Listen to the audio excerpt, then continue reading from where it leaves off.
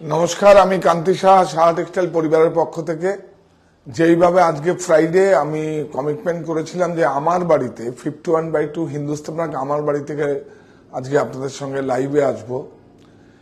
সমস্ত ভারতবর্ষের যে সমস্ত বুনন শৈলীগুলো আছে, যেগুলো হারিয়ে যাচ্ছে, বিলুপ্ত হয়ে যাচ্ছে, সেই বুনন শৈলীগুলো নিয়ে সবটা আজকে পারিনি।